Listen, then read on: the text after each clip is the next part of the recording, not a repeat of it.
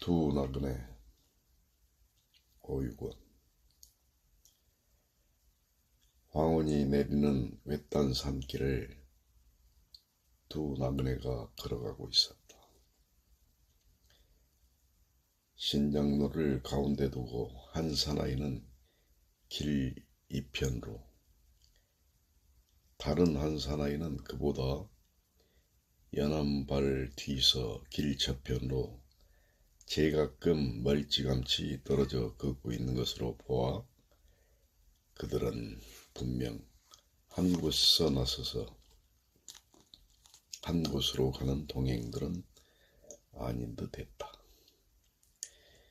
그중 한 사나이는 키가 설렁하고 나이가 대충 47쯤 나보이는 중년배의 사나이로서 흰 못이 두루마기에 감빛 중절모를 쓰고 한 손에는 조그마한 괴나리 벗짐이 들려 있었다. 게다가 크고 가무잡잡한 얼굴에는 어느덧 나룻이 한두 올 새어 있었다. 다른 한쪽 산은 먼저 사내보다 키가 한 서너치 가량은 덜해 보이고 나이도 곧잘 40이 됐을까 말까한 사나이로서 작은 이마하며 작은 귀하며 꾀는 잦게 끔벅거리는 눈등이 착실하디 착실해 보였다. 그리고 이 사나이 또한 하얀 두루마기를 입고 한 손에는 역시 조그마한 괴나리 벗짐이 하나 들려 있었다.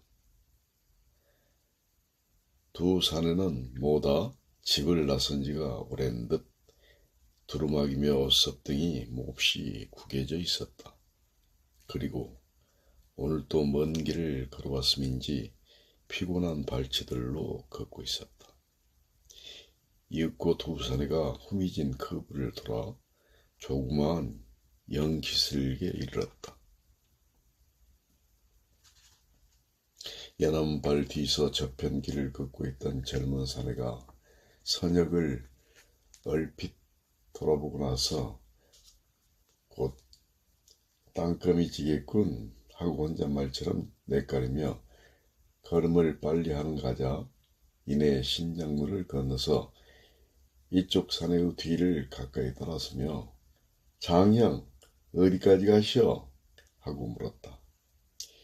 이자 이쪽의 큰 산에도 아까보다 좀 걸음을 빨리 하며 수성리 넘어서 저 대머리까지 가요. 노영은 어디까지 가시오? 하고 물었다. 아직도 50리길이 짱짱하여 그랴. 난 서성리 바로 밑에 5번까지 가요. 동행 삼아 잘 되었습니다. 하고 젊은 사내는 동행을 만나 더욱 다행한 듯 이놈의 제가 작은 데지만 인공시절부터 소문이 흉흉한 데 아니오. 당초 여기를 지나려면 소름이 냉좀 끼쳐집대다 그랴 하였다.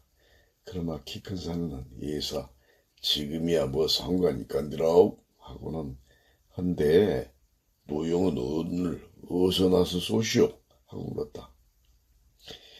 요 며칠 전에 논산훈련소에서 훈련을 받고 있는 아들 면회를 갔다가 오늘 고마감서 내려서 차가 없어서 걸어오는 길이요. 젊은 사내가 대답했다. 그러자 키 큰 사내가 나도 거기까지 아들 면회를 갔다 온디요 하고 새삼 젊은 사내를 아래 위로 훑어보더니 그리야 어디서 본 듯하여 그래 하였다.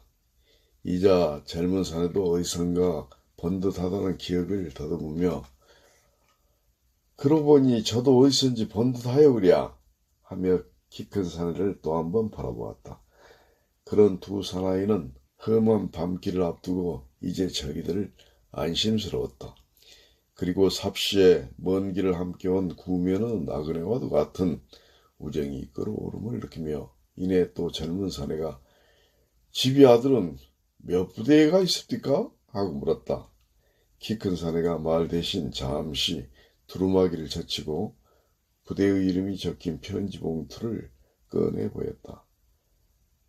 그걸 한참 내리보미 걷던 젊은 사내는 거기서 무엇이라도 발견한 듯 주춤하고 걸음을 멈췄다가 그걸 다시 한번 내려입고 나서 그도 곧 부대의 이름이 적힌 종이쪽 하나를 꺼내보였다. 순간 키 큰 사내는 말 대신 나룻과의 넌지시 웃음을 머금었다. 그들은 공교롭게도 소속이 중대까지가 똑같은 때문이었다. 그리고 두 사내는 제가끔 마음속으로 아들네들이 한 중대 아무소대에 있는 대원 한 사람도 같은 군 사람인데 어젠가 오늘 자기 아버지가 며느리를 왔더라고 하던 말들을 생각내며 이내 또 젊은 사내가 먼저 더욱 반갑습니다 하며 받았던 봉투를 건넸다. 키 큰 사내는 또 이에서 반갑습니다 하며 그도 종이쪽을 건넸다. 그리고 난 두 사내는 곧 말이 없었다. 그들은 제가끔 희미한 기억을 더듬어대고 있었다.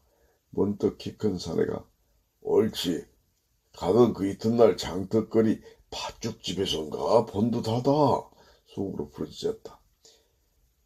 그리야 논산 정거장에선가 차를 탈 때 본 듯하다 또 젊은 사내가 속으로 부르짖었다.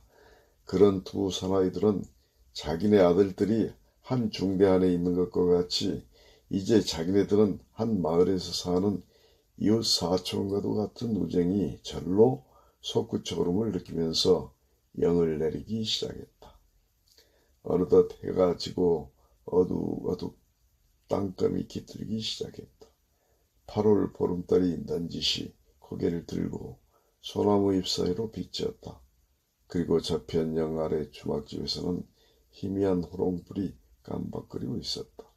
이윽고 두 사내가 주막집 앞에 이렀다. 키 큰 사내가 노영 우리 약주나 한 잔씩 하고 갑시다 하며 앞서 주막으로 끌었다.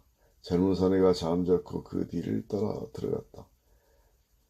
뭐 좀 있어? 키 큰 사내가 술집 주인에게 물었다. 마치 다 떨어지고 소주하고 술맨빨밖에 없구만이라오. 아무거나 한 잔 따르시오. 두 사내는 거듭 소주를 2잔씩 냈다. 오징어에 먹은 소주 기운은 대번에 사정없이 올랐다. 노양, 아주 한 잔만 더 씹드시오. 키 큰 사내가 말했다. 아니, 난 퍽 취합니다. 장형, 한 잔만 더 드시오. 젊은 사내가 한 손에 주진자를 들고 곧불을 내밀었다. 키 큰 사내가 손을 저으며 그만하겠다고 했다. 그리고 키 큰 사내는 노영, 참 우리 아들이 한 부대에 가 있다니 하고 어떤 말을 꺼내려다 말고 이내 다른 생각이 뒤미쳐 떠오른 듯 참 인사치 못해서 그랴 대머리 방죽골수 사는 유재현입니다 하고 엉거주춤 일어서다가 앉자 젊은 사람은 이게 참 너무도 황송스럽다는 듯 대뜸 일어서서 두루마기를 걷잡고 전 오봉리 삼거리에 있는 한 유홍이라오시다. 인사가 늦어서 죄송합니다 하였다. 노영 참 우리 아들들이 한 부대에 가 있다니 형제가 아니라 다름없어 그랴. 허다뿐입니까? 우리 아들들이 싸우다가 약차에 죽은들 그 가족이나 보겠습니까? 저희들이 다 부모고 형제가 있지. 젊은 사내는 잠옷 감탄한 듯이 말했다. 주막을 나온 젊은 사내는 어디라 없이 감기에 무량하였다. 그리고 다음 주막에 가서는 꼭 자기가 술을 사야 하겠거니 하고 어서 다음의 방앗골 선술집에 나와 닿았으면 하는 조바심이었다.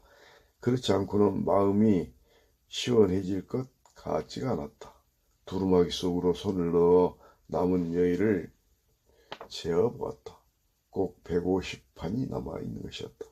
아니 남아있다니보다 가까스로 그 돈만을 남겨가지고 온 것이었다. 그중 100환으로는 아내에게 약속한 고무신을 사다주고 남저지 50판으로는 애들 과자봉이라도 사다 주려고 했던 것이다. 에라 지엄이 여신은 뒷날 사다 주기로 하자. 이렇게 마음을 따져먹은 그는 여태껏 흐뭇한 마음이 은근히 허전해옴을 느꼈다. 그것은 전날 마른 날 할 것 없이 집신 하나를 끌고 다니면서 흙과 먼지 더미 속에서 사는 아내가 자기 신 한 켤레나 사신내고 주머니 속에 모은 푼돈을 떨어주면서 이거나마 아들에게 더 보태서 써주라고 하는 것이 도리어 안타깝기까지 해. 아들에게는 돈 100환을 덜 써주더라도 꼭 고무신 한 켤레를 사다가 기쁘게 해주려고 기대했던 재미가 무너져감을 느낀 때문이었다. 그럼 아내의 신은 그대로 사고 얘들의 과자를 그만둘까 했다. 그러나 닷새 동안이나 이 애비 돌아오기를 눈이 빠지게 기다렸을 자식들이 너무도 서운해할 것 같았다. 그리고 50판 가지고는 좋은 소주 한 잔씩도 못 나눌 것 같았다. 막걸리? 막걸리면 되지만 첫째 막걸리는 있는지 없는지도 모를 일이고 또 저쪽은 소주를 사는 터에 차마 막걸리로는 할 수가 있나 하는 생각이었다. 이러는 동안 또 키 큰 사내는 키 큰 사내대로 자기가 술을 산 것이 잠옷 호기스럽고 만족해 걷다가 말고 의젓이 나룻을 쓰다듬어 보며 다음 주막에서도 또 자기가 사야겠거니 하면서 어서 방앗골 선술집에나 와 닿았으면 하는 조바심이었다. 그래야만 마음이 한층 호기스럽고 만족할 것 같았다. 두루마기 속으로 손을 넣어 여비를 재어보았다. 또 300관이 남아있는 것이었다. 이제 이 돈으로 서성리 가서 하룻밤 머물러서 가면 또 알맞겠다는 생각을 하면서 그러나 입안으로는 대장부 보짝이라니 요것 조금에 죽고 사나 하고 속으로 내뱉는 말이 어느새 소리를 띠고 입 밖으로 새어나와 젊은 사내의 귀에 울렸다. 이자 그 같은 궁리에 골몰에 있던 젊은 사내는 술 먹은 얼굴이 자기 모르게 불덩이같이 뜨거워짐을 느끼면서 이마로는 내가 사야지 하고 수없이 뇌까리였다. 술이 거나하게 취한 그들 두 사내는 이제 둥실하게 떠오른 달빛과 숲속에서 잦게 우러대는 가을벌레 울음소리에 발길이 한결 가벼웠다. 그런 기분으로에 문득 장양 하고 부른 젊은 사내가 미처 저쪽의 대답이 떨어지기도 전에 내 이번 면회에 갔다 오면서 들은 이야기 하나 할까요? 했다. 그럽시다. 키 큰 사내도 똑같은 기분으로 응수했다. 참 전쟁 속이라니 별일도 다 있더만요. 그래 한 군인이 휴가를 왔다가 진작부터 말이 있던 큰애기와 사주 날바지를 보내서 패길까지 다 정해두고 갔던 값었더라. 그래 두 집에서는 그 날짜 안으로 예물까지 다 보내고 받고 해서 준비를 다 해두고 또 그날에 다쳐서 음식까지 다 만들어 놓고 신랑 오기만을 기다리고 있는데 그 결혼 안날까지도 그 신랑이 오지도 않고 이렇단 기별도 없더라나요? 그래 신랑 집에서는 행여나 하고 그날 밤 늦게까지들 기다리다가 통 잠 한 잠도 못 붙였던 값었더라. 결혼이라니. 그러고 나서도 그 이튿날 날짜는 날짜이기 때문에 제의를 치고 손님을 받으면서 그 신랑이 들어서기만 기다리고 있던 값었대다. 그렇죠. 무슨 일이 있어도 오늘이야 오겠지 하고 그래 신랑 집에서는 신랑이 막 오기만 하면 고차에 싣고 신부집으로 쫓을 작정으로 그 위인 대표다 친구들이 정거장에까지 나와서 차를 대놓고 기다리고 있고 또 신부집에서는 신부 큰 옷까지 말짱하게 다 입혀놓고 기다리던 값었더라. 참 답답하지. 군대로 나서 그 주소를 똑똑히 알겠습니까? 전부 한 장을 바로 쳐보겠습니까? 그러기야. 하여간 거기 온 손님들까지도 뭐다 한 마음이 되어서 답답하게 기다리고 있는데 저녁 실참 때가 다 돼서 드러나요. 웬 우체부가 편지를 한 장 가지고 왔더랍니다. 그래 모두 우하니 달려들어 까보니 하자 이내 큰 사내가 이야기를 가로막으며 노영 잠깐 여기서 우리 술 한 잔씩만 더 들고 가면서 이야기합시다. 하였다. 어느새 방앗골 선술집에 와 닿은 것이었다. 순간 젊은 사내는 아차 하였다. 어느새 방앗골에까지 와 닿은 것을 모르고 있었던 것을 뉘우쳤다. 그런데서 이젠 자기가 먼저 해야 할 일이 또 저쪽 사내의 입에서 나온 것이 한결 서운했다. 그러나 다음 순간 젊은 사내는 이번에는 꼭 내가 술을 내야겠거냐 하고 다시 한번 마음속으로 따져 먹었다.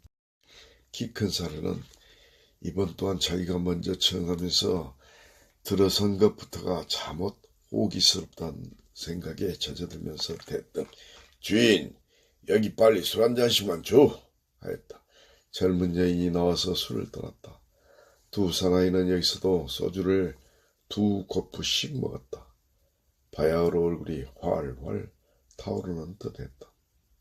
그런 가운데도 이번 술값은 내가 내야지 하는 마음만은 술 취한 기분과 똑같이 그 열들이 흥겹게 높아가고 있었다. 먼저 잔을 낸 키 큰 사내가 나루 끝에 엉긴 술방울을 닫고 손을 두루마기 속으로 가져갔다. 그걸 본 젊은 사내가 급기야 남은 잔을 단숨에 들이켰다. 그리고 곧 손은 호주머니 속으로 갔는데 재빨리 자기가 먼저 술값을 내려고는 했는데 저쪽 사나이의 두루마기로 간 손이 곰방대와 담배 쌈지를 들고 나온 것을 보자 자기도 어느새 지갑이 아니라 담배 쌈지를 내고 있음을 깨달았다. 깨달은 다음 순간 이젠 짜장 지갑을 내야겠거니 하면서 다시 손을 호주머니 속으로 들어갔는데 그러나 이제는 또 지갑이 아니라 담배 말아 피울 종이를 더듬어 내고 있었다. 이윽고 키 큰 사내가 곰방대를 톡톡 떨어 호주머니 속에 넣는가 하자 곧 지갑에서 100환짜리 지폐 한 장을 내어 에이쇼 아주머니 술값 왜 있어 하고 어서 받으란 듯이 돈을 내밀자 젊은 사내가 깜짝 놀란 듯이 일어서 그걸 한 손으로 가로막으며 아니 장형 그거 넣어두시오. 에이쏘 아주머니 걔 놔두고 에이쏘 하면서도 역시 호주머니로 간 손은 지갑을 선뜻 못 내놓고 있었다. 웬 그런 말씀을 우리가 거점 누가 낸들 상관이 있건드럼? 아들들이 다 같이 그렇게 함께 있다니 제일 반갑지 않소? 하고 키 큰 사내가 손을 저으며 말렸다. 겨우 호주머니 입밖까지 나온 젊은 사내의 지갑이 도로 들어갔다. 그런 젊은 사내는 이제 한층 죄송스러움과 미안함을 못 참는 남편. 그래도 아내의 신과 아이들의 과자봉리만은 살 수 있다는 희망에서 마음은 한층 흥겹게 물결쳤다. 그런 마음 한편으로는 또 사람 이래서는 안 된다. 이래서는 안 된다. 하고 자기 모르게 수없이 낯가리었다. 그리고 다음 오복리 갈림길에 가서는 단 한 잔이라도 꼭 자기가 대접해야겠거니 하고 몇 번이나 마음속으로 따져먹었다. 이번에도 자기가 먼저 말을 내서 자기가 돈까지 치른 키 큰 사내는 적이 호기스러웠다. 그리고 잠옷 만족했다. 그런 기분으로의 노상 입안으로 출반 대장부 보장이라니 그것 조금에 잘되고 못되나 하며 나루 끝을 비비적거렸다. 그리고 다음 오복리 갈림길 가서는 또 마지막 한 잔씩만 더 나눠야겠거니 하였다. 그러고 나서 문득 노영 어서 또 그 이야기나 들으며 갑시다 하고 바로 뒤서 온 젊은 사내에게 말했다. 참 장형 번번이 미안합니다 그랴. 웬 그런 말씀을 다 하시나요. 어서 하던 이야기나 들으며 갑시다. 그렇게 하시죠. 그래 멋대로 우한이 달려들어서 그 편지를 까본 것이 아니겠습니까? 하고 젊은 사내는 술로의 가뜩이나 가빠진 숨을 한참 내쉬고 나서 무슨 부대 이동 관계론가 해서 적어도 한 달 이내로는 모으고 또 오겠다는 말이었더랍니다. 저런 그래 장형 그 일이 어떻게 되겠습니까? 그래 신랑 집에서는 별 수 없다고 그만 그 위인 대표다 친구들이 나서서 차를 몰고 신부집으로 갔던 것이 아니겠습니까? 그래 가서는 그 편지를 내놓고 사실이 여차여차 되었으니 신부를 주겠냐 못 주겠냐 하고 단판을 짓게 되었던 값입니다. 아, 저런 맹랑하니라니. 참 웃은 일도 다 있죠. 장인은 아 그래 신부집에서는 어디가 그렇게 해서 딸을 내보내려고 할 것입니까? 그러기야. 그래 거기서 큰애기를 내놓으라느니 못 주겠다느니 한 장관이 벌어졌던 값입니다. 그래 하다 못하고 정말엔 본인 의사를 듣기로 했던 값입니다. 그랬더니 이나무 신부가 두 말 없이 치맛자락을 염이 잡고 나와서 차에 오르더란 것이 아닙니까? 그래 이것을 보고들 신랑 없는 결혼식이라고들 했습니다.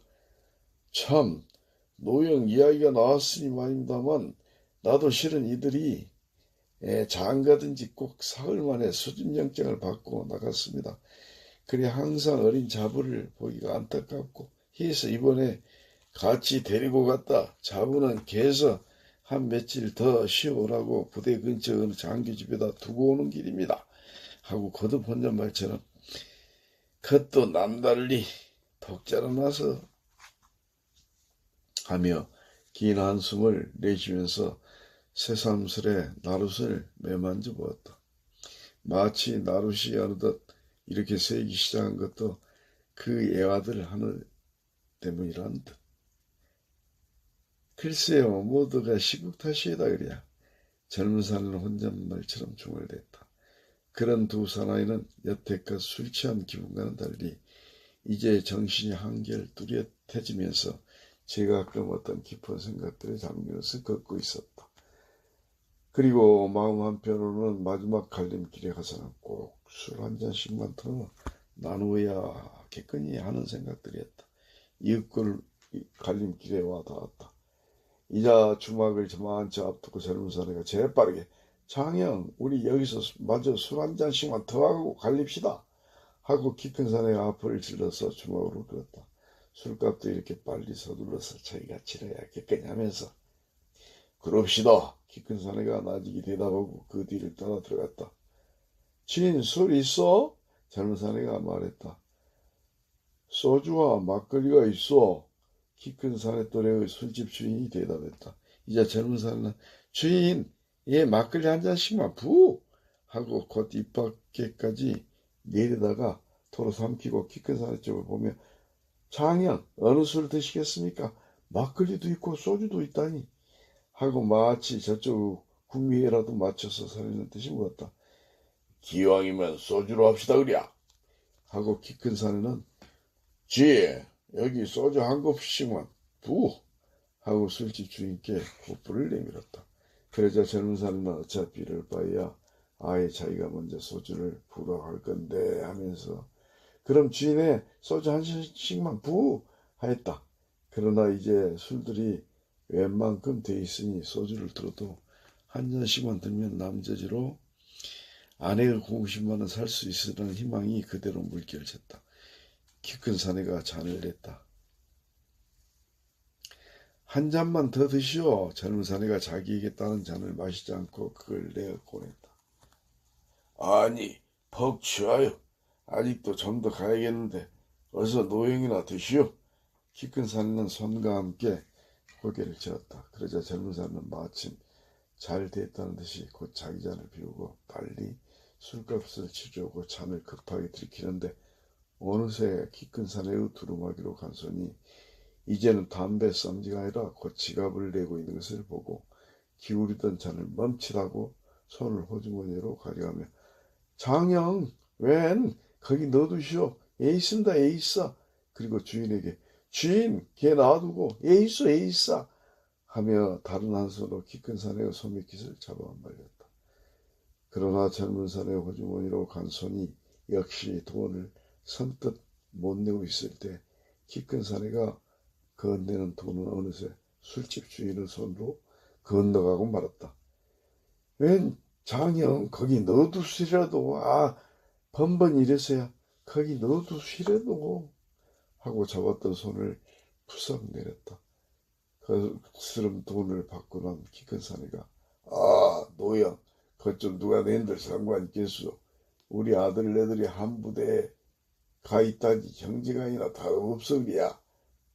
번번이 이래서야 너 두시래도 젊은 사내의 눈앞에는 몹시 기뻐할 그 아내와 아들들의 모습이 번개처럼 스치고 지나갔다.